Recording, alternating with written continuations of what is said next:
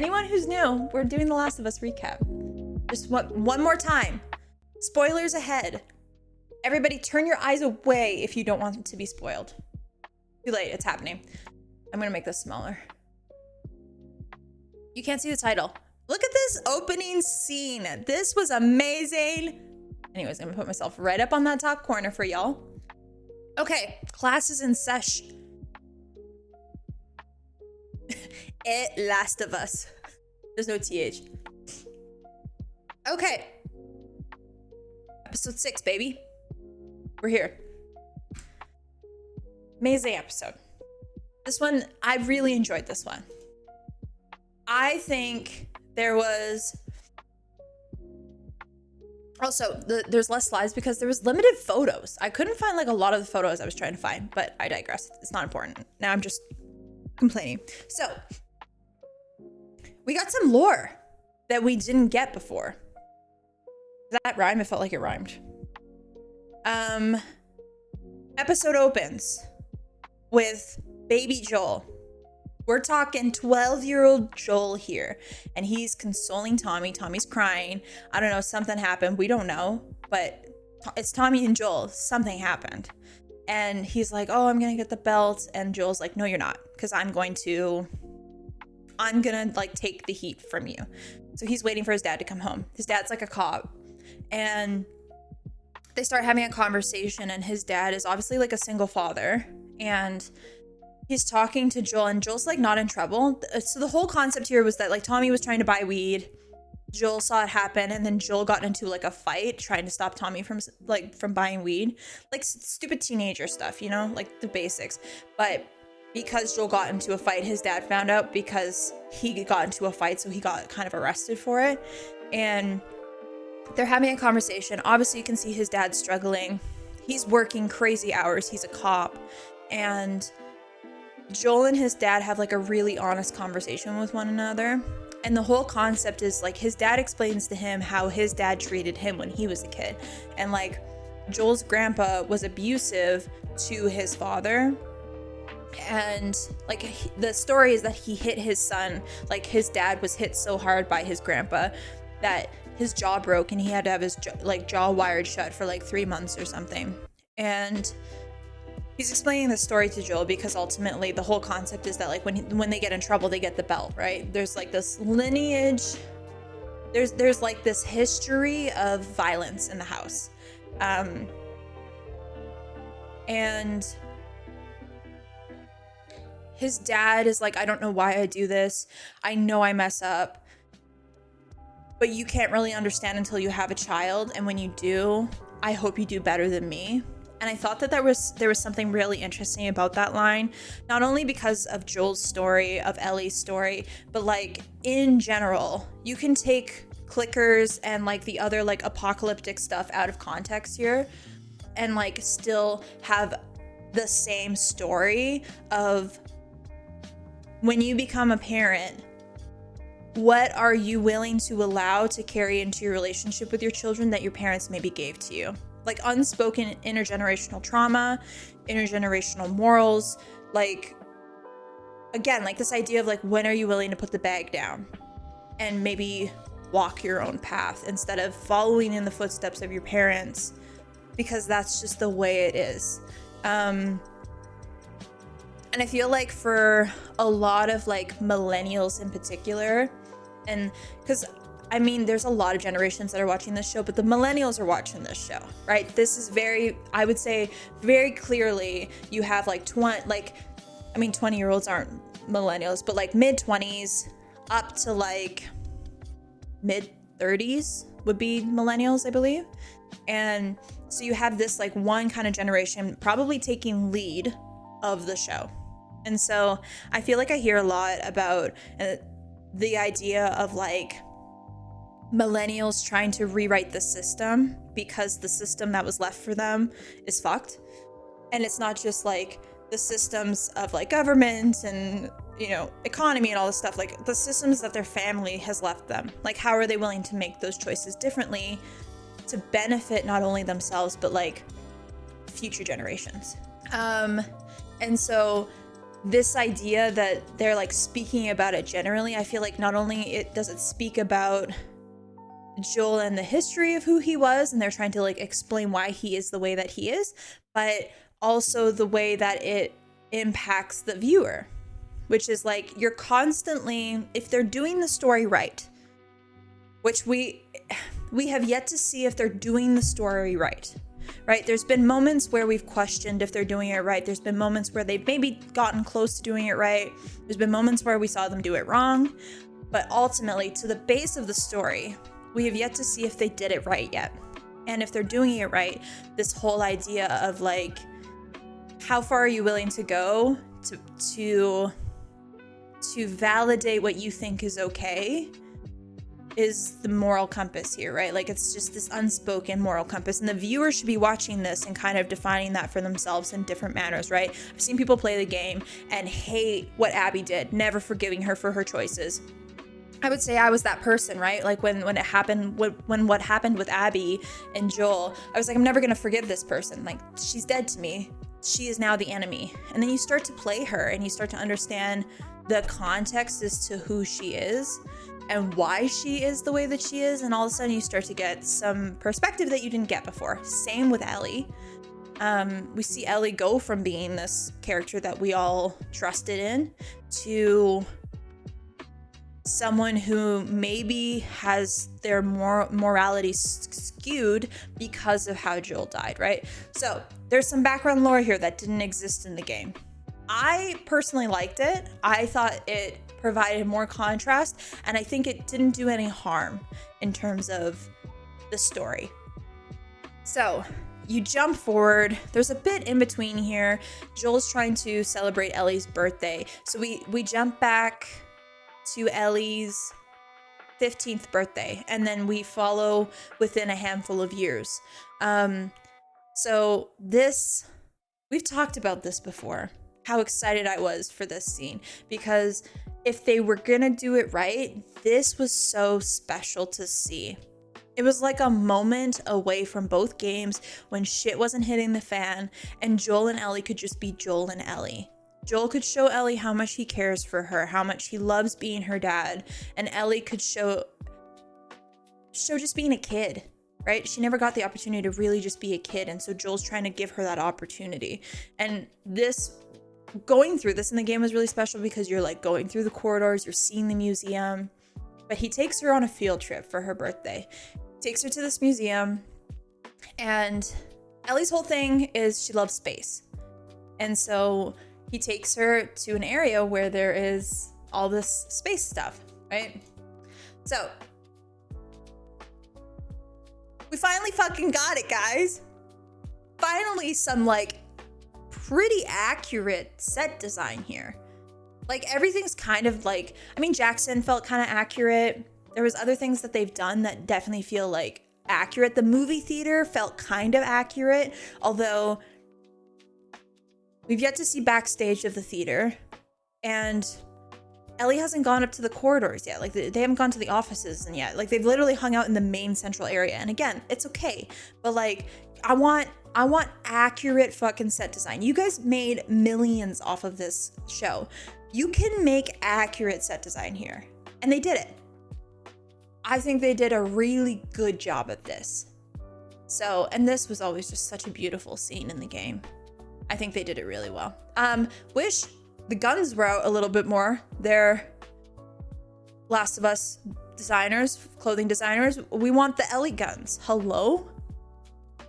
But he shows her this whole area, and it's basically, this is the Apollo that they used to like go up into space. And so it's supposed to be like this big thing. And there's something really cool about seeing this post-apocalyptic because they don't have to like wait in line. They can't touch. You know when you go to a museum and you can't touch any of the stuff? They almost like, you can fulfill this in the game as well as in the show because like there's nobody to tell you not to touch the stuff. You want to climb the dinosaur? Climb the dinosaur, man. So just really happy about this set design. I thought it was really special. They had her open it. It was open when in the game. So I don't really, again, what's the choice there? I don't know. I don't really care. This was also, I also felt like this was pretty accurate. In this, if anybody doesn't know, they go inside the Apollo. Joel gives her a tape, and on the tape is the first time the Apollo leaves Earth. So it's the recording. How he got that is actually crazy for me to think about. Like, how do you do that? But they did it. I think they showed a really good representation of this. They show her, because in the game you go and you see Ellie's perspective, like you look at her face and you see her inside the Apollo in the museum, and then you see her imagination wander off as to like herself going up into space. And I always thought that was a really cool scene in the game, and they did it. They stuck to it. They didn't change shit. I'm happy. I will say one thing, and I actually forgot to mention this, but when this conversation was happening with Joel and his dad, at the end of the scene, his dad goes to like touch Joel on the shoulder to like pat his back, and you can see his dad wearing the watch. Now, we know that Joel's watch was his dad's watch. We knew that already. But this idea that the watch, I feel like the watch is like thematic and a representation of like the family lineage, because like Joel's watch gets shot when Sarah dies, and then Ellie looks at his watch when he dies. Like, again, it just carries thematically. There's themes here, guys. Anyways, I just wanted to say that because I saw his watch here. We don't see it on him, though, I don't think. Anywho, again, she's happy. We're feeling fulfilled here. I just want to take the absolute moment for Gail. Look, you can change a lot of things about this show and it's not going to make me incredibly happy, but I don't know whose choice it was to have Gail on this show. But I love her character. I think she is just a breath of fresh air. And a lot of times I feel like again, I've said this before, but I feel like she's the voice of the audience in some kind of way, or she's the narrator of where our head should be at when we're watching and observing these characters. And so Joel sits down with Gail because after they do this, they leave the museum. She had a great time. And there's a pause, there's a beat. I tried to find the photo, but I couldn't find the photo. And Joel asks her if she's okay. And Ellie goes, yeah, I'm fine, and they keep going. And then you turn to look at what she's staring at, and she was staring at fireflies hovering over like a marsh. And again, so there's this looming presence of the fireflies. There's these unspoken answers that Ellie and Joel have not talked about yet, but you just can't brush those things under the rug. Now, Ellie's whole thing, and I would care to wager that in the game too, you see a ton of it all over the place, but they never talk about what it is. In the show they do, and there's this idea that Ellie's constantly drawing moths. It's like her thing. And Joel's like, oh yeah, moths are like, because Ellie's like, oh yeah, it's a dream thing, like I keep dreaming of moths or whatever. And Joel's like, oh yeah, like moths are like rebirth and change and like all this shit, right? And she's like, yeah, Joel, you're so smart. She's a liar.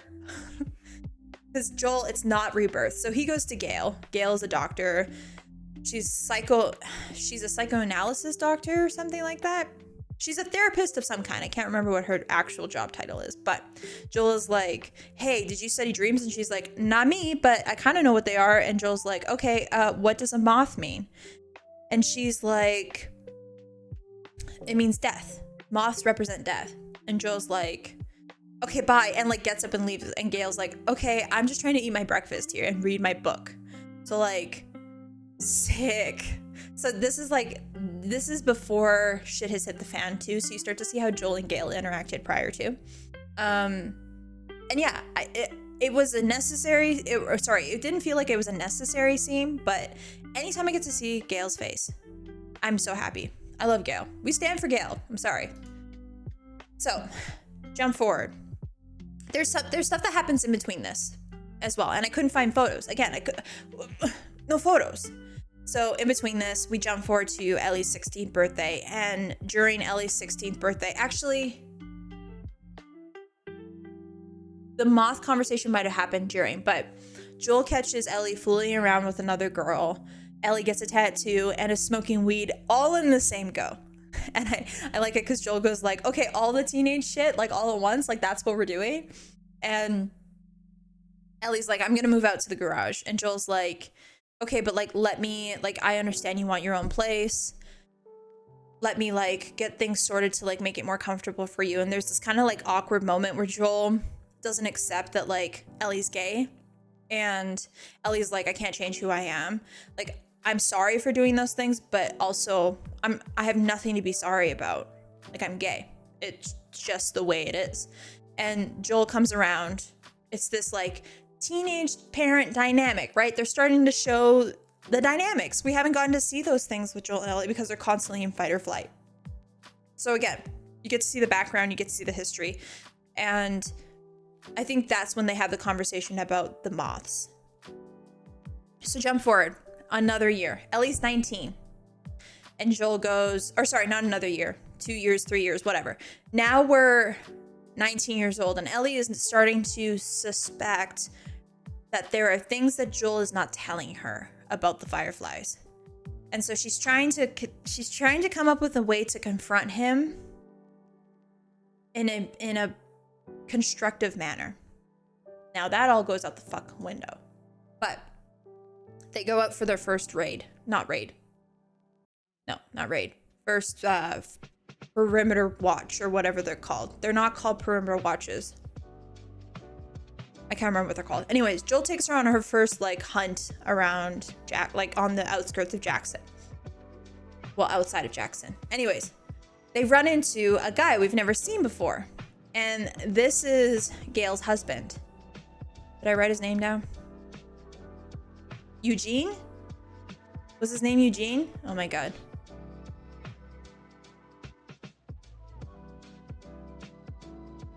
Sorry, I wrote stuff down. Yeah, story of Eugene and Joel. Yep, this is Eugene. The Eugene who always grew weed and Gail loved and Joel killed. We don't know the history of this because, again, this was not in the game. Gail and Eugene don't exist, but in the story they do. So we see the history of this. The whole premise is while they're out, Eugene gets attacked by a clicker, and whoever his counterpart is, whoever he was joining, they're gone.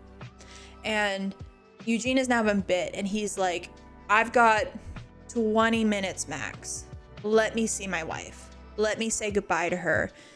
Give me the gratitude of getting to say goodbye to my family. Joel's like, fuck no.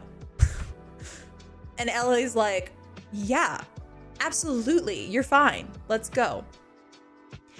Ellie goes to get the horses. She doesn't trust that Joel's not gonna shoot Eugene.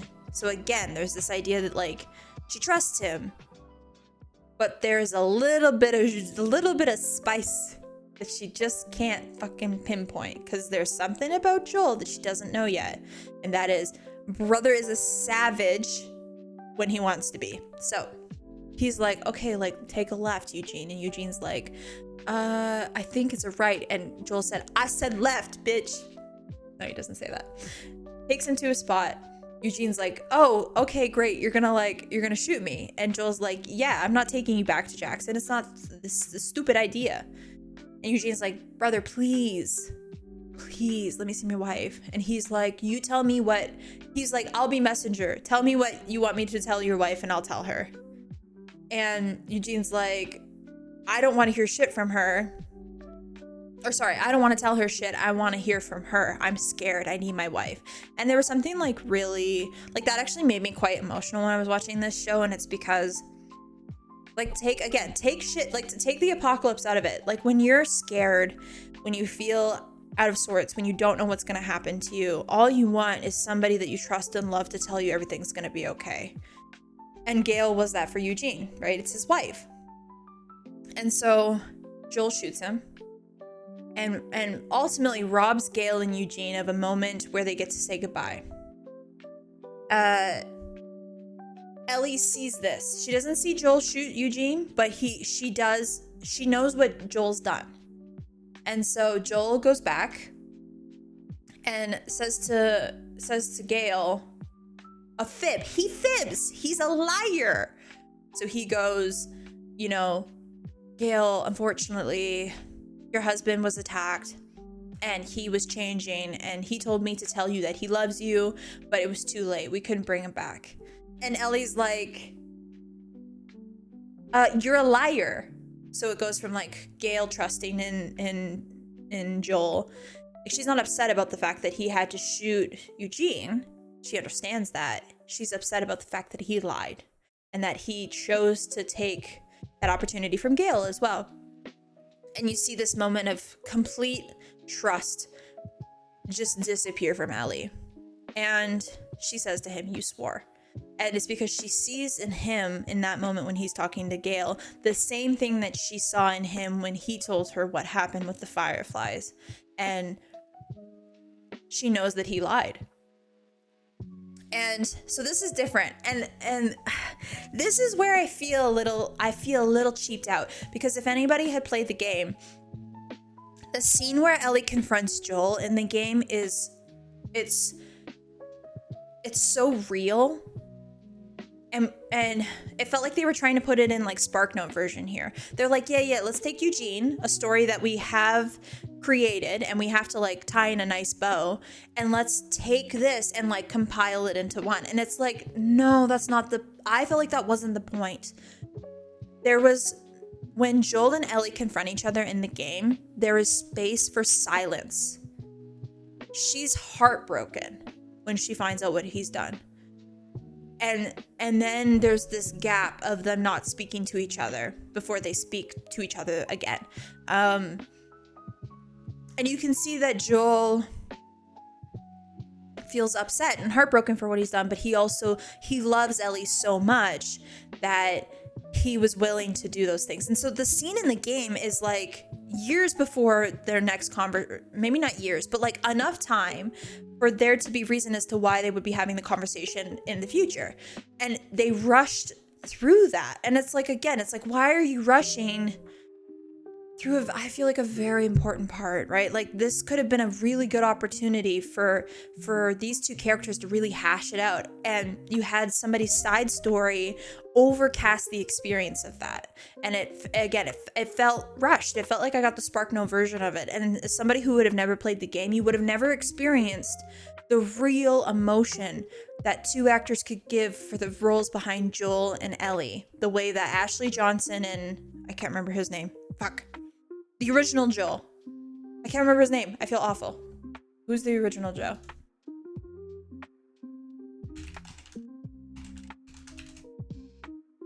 Troy Baker. So Troy Baker and Ashley Johnson had a really good opportunity here to be able to talk to each other like in an open dialogue when Ellie confronts Joel for the first time. They're like in the middle of the forest. Like I think they're going for like they're doing their rounds. And she confronts him, and it's again there's moments for silence. So like if you haven't played the game, if you haven't seen the scene, highly recommend you do if you've been watching this show, because it's going to give you a really good perspective of the difference of these two interactions. Because if you watch the show, I feel like if you only watch the show, you saw this, it would be enough. But watching the game scene of this changes it completely. In the game, Ellie doesn't know. She suspects, but she doesn't know. She suspects because he can't make sense of the story he's telling. Yeah, exactly. So here, Ellie already kind of knows. She's already come to her decision. She refuses to talk to Joel, and all she says to him is, you swore. Like, it's like a coming to your own conclusion kind of situation. In the game, she confronts him. She gets him to confirm it. And then you see the heartbreak. You see that she trusted him so truly that until he uttered the words that he did it, she could not believe he actually would do something like that. Here, she does not need him to say it. And now, same shit, different dialogue, maybe, but I feel like, sorry, it got really bright in here. It's because the sun is now beaming into my room. This is what happens when you stream in the morning to the afternoon on a Monday. You see the difference. And again, maybe it's Ashley Johnson and maybe it's Troy Baker's performance. I don't know, but I will tell you, it was better. It was better. It felt more real. And this just felt rushed. So we get the experience. Now, if you haven't played the game and you're watching the show, you do get the dialogue that they have in the game, but they changed the timeline. And I don't necessarily understand why. So, like a year has gone by, and now you're present day. Not present day, but like present day before Joel dies. Literally the day before Joel dies, you are up to the story. And you're at the community center where they have the New Year's Eve event. Dina kisses Ellie. The whole shit goes down. Joel fucking knocks the old man, can't remember his name, and she's like, I didn't ask for your fucking help. Now, if you haven't played the game and you're watching the show, you would remember this scene because Joel's on the deck playing guitar and Ellie walks by him. Now, this is the last interaction you believe the two of them have had. If you remember episode 3 recap, Ellie puts coffee beans on Joel's grave. I had made the assumption that this was a pretenser. Is that the right word? Pretenser? To them hinting that they did not have, that them not speaking to each other was their last interaction. That Ellie walking away from Joel was their last interaction. That something else happened. Because anybody who would have played the game would have remembered the scene where Ellie asks Joel what he's drinking. And he says, I'm drinking coffee. And coffee's like a commodity in the apocalypse. And so she gives him coffee beans when he dies. It shows that little hint. You're getting that here. And this is now the last interaction these two have had before Joel dies. And you start to understand that, like, the true heartbreak of watching this game unfold is when you realize that this was their interaction before Joel died. And because there's two levels of heartbreak here when you're playing the game. Either Joel and Ellie don't have the conversation, and that's what you believe for a period of time. And so she never said she forgave him and that she loved him and all this kind of stuff. She never got to say the final things. And anybody who has experienced that could understand the feeling of just guilt that comes behind that. And so it can justify why Ellie's making those choices. Here's the other side of it, is that when they have this conversation, now they speed up the entire process. Joel and Ellie have the conversation that they should have had a fucking year ago, where she goes, verbally confirm to me what you did. Did you kill them? Did you lie to me? There's something about the line, and Ellie says it in the show and she says it in the game, and that's Joel says, yeah, I took you away from the hospital. And she goes, could I have saved everybody? And Joel said, yeah. And she goes, you're such an asshole. She's like, you robbed it of me. My life could have mattered. My life could have meant something, and you took it. And he goes, yeah, Papa, I did. And I would do it again because I love you. And you will never understand the love I have for you until you have your own child. And it's a similar conversation that Joel had with his dad, right? And he even says in the show, which they don't say in the game, is when you have a child of your own, I hope you do a better job than me. And again, it's this idea that, like, parents are just trying to do their fucking best, and nothing is ever going to be 100% accurate. And again, remove apocalypse, remove clickers, remove Ellie being immune for a second. Talk about a parent and child dynamic here.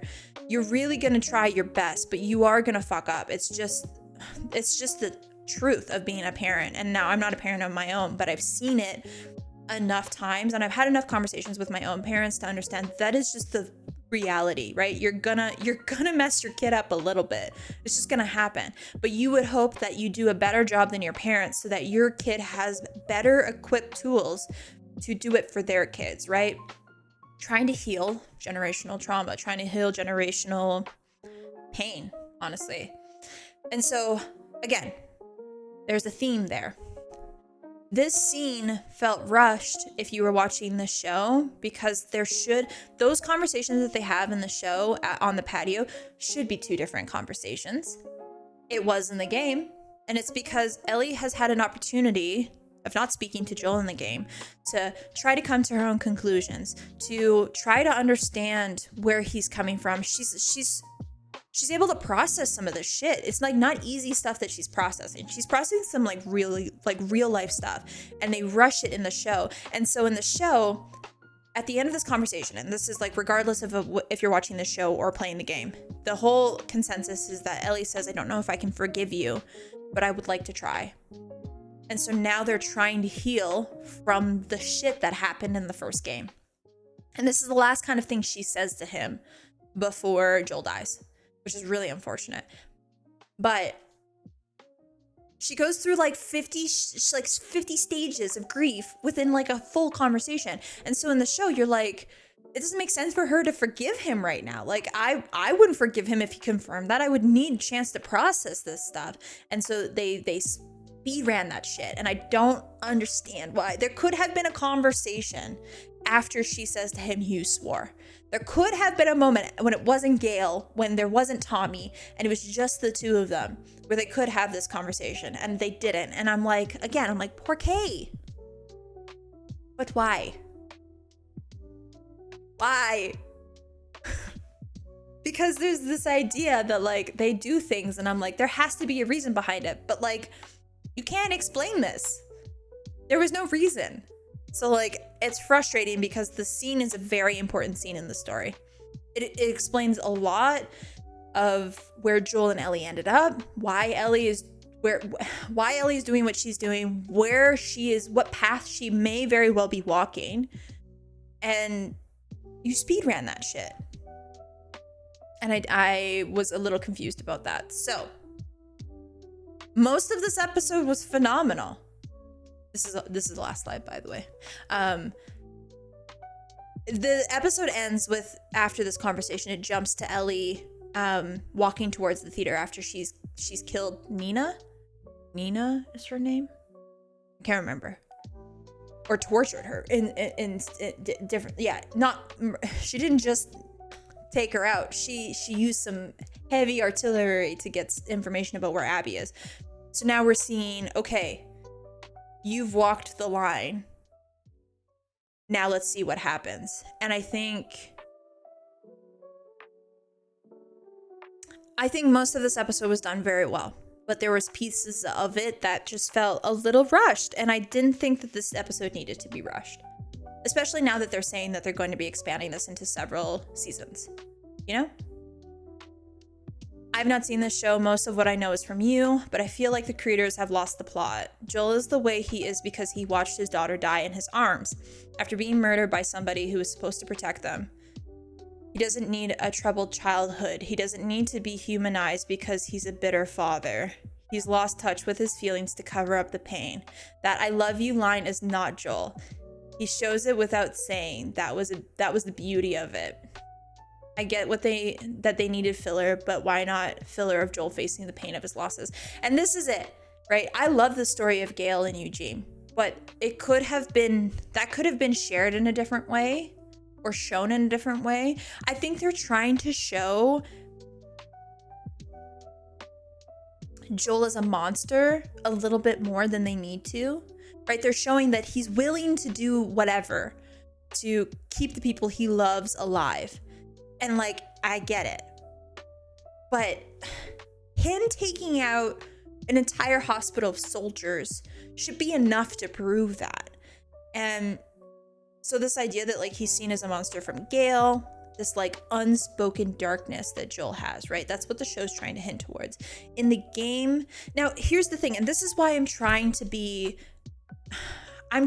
understand the perspective of where they're coming from as the writers of the show, because you only have a handful of episodes. You only have so much time to be able to do this. And so what content are you bringing in that's valuable? How do you show this in ways that, because yes, I agree with you, Ray. I do think he didn't need to say, I love you in the game because he showed it in the game.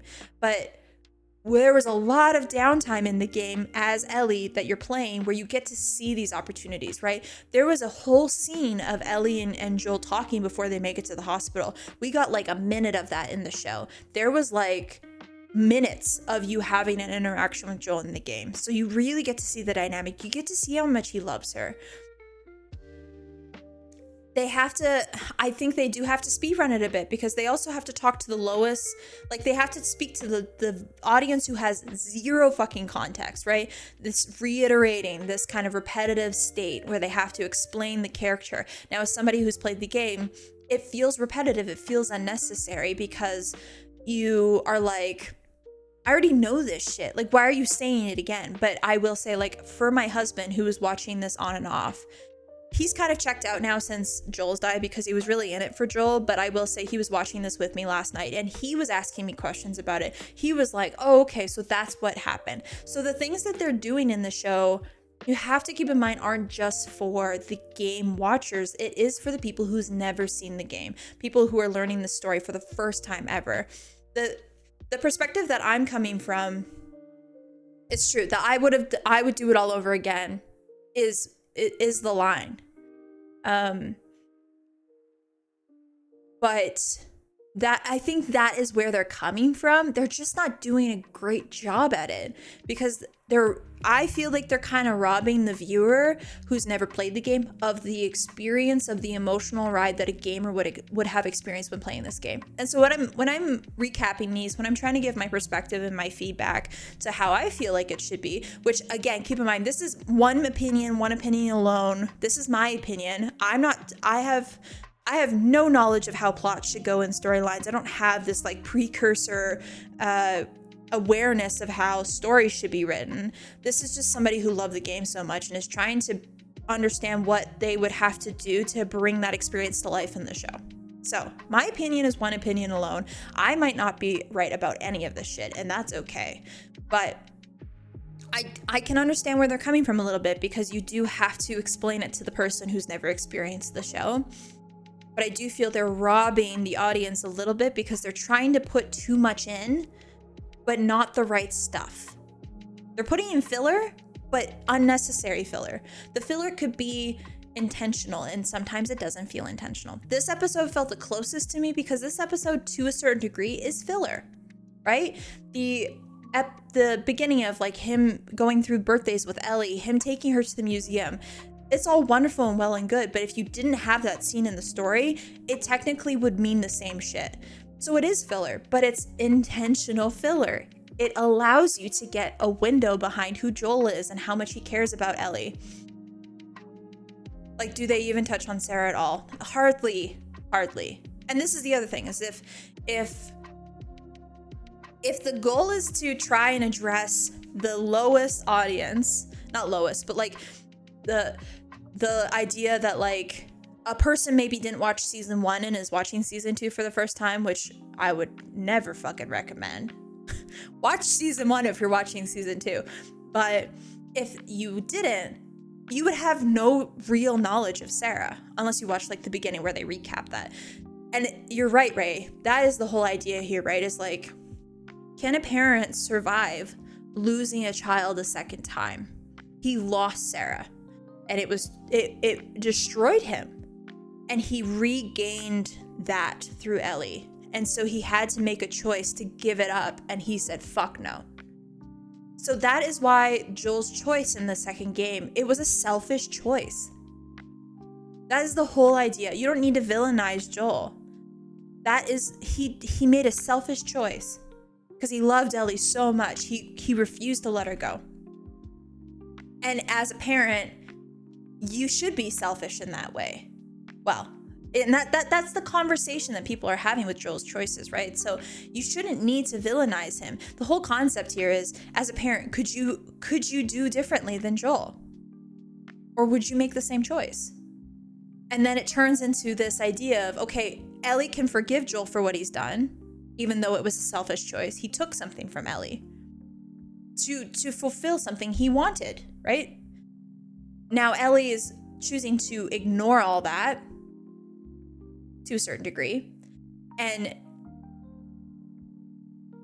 put him on a pedestal as a saint to justify her choices to Abby. That's baseline how I feel this is. And so that is the storyline they should be following. And it feels a little muddled.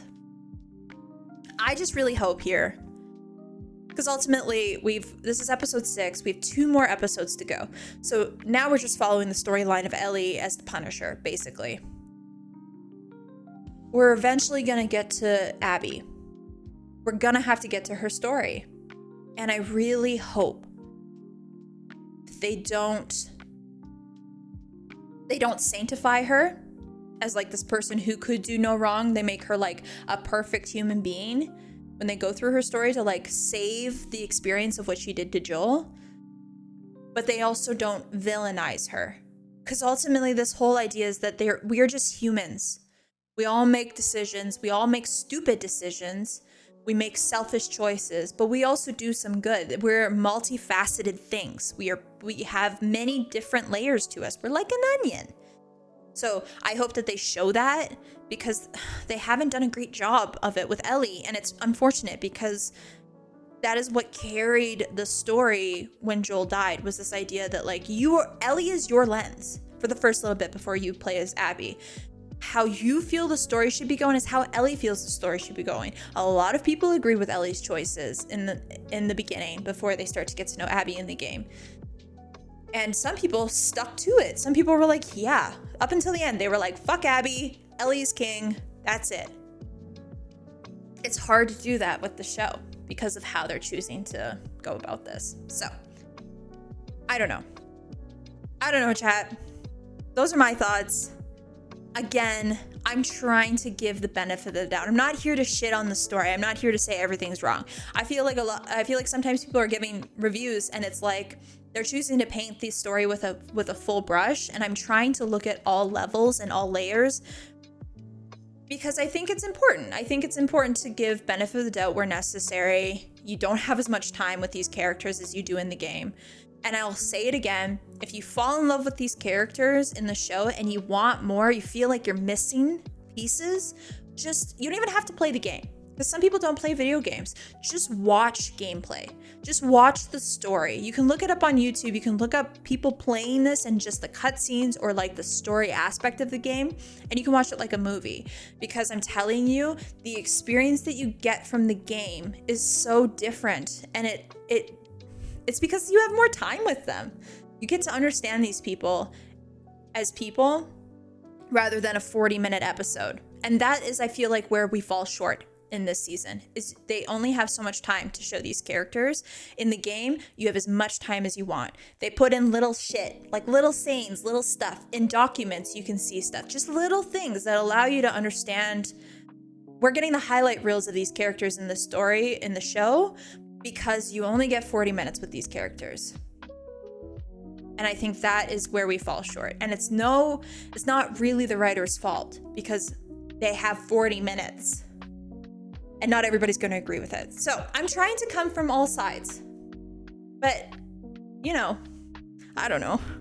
I'm kind of just waiting for the season to be done, because I feel like they've done everything. Like now it's just, I'm curious to see what happens with Tommy. I will say that. She's back at the theater. Tommy's obviously there. So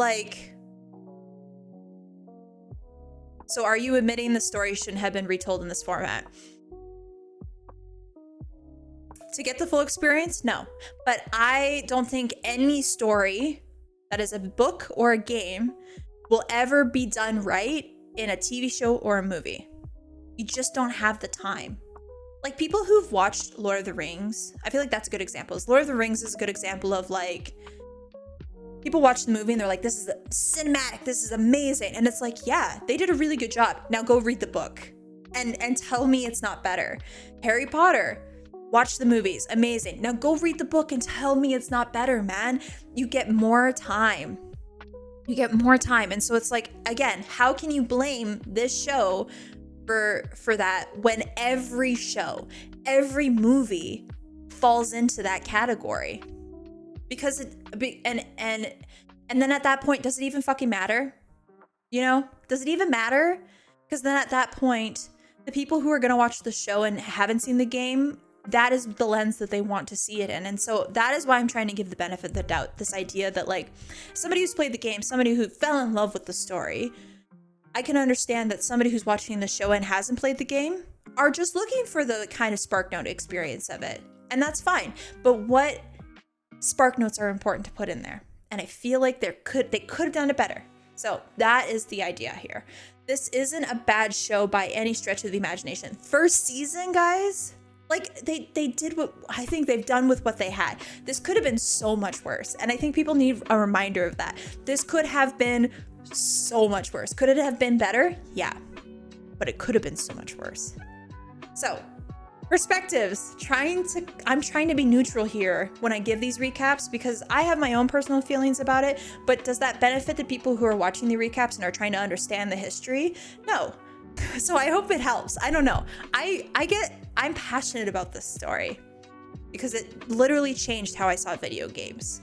And that is why I'm going to end this on by saying, if you have not played the game, play the game. If you do not want to play the game, watch the gameplay, man. It'll change. If you love these characters, do yourself a service and learn who they are in the game because it'll make you fall in love with them more. That's it. I went over time. We've been talking for a while. This was a long one. You know, I said it was going to be short. I guess I fucking lied because there was a lot to break down. Next episode, probably going to see Tommy, probably going to see Jesse. Curious where that's going to go.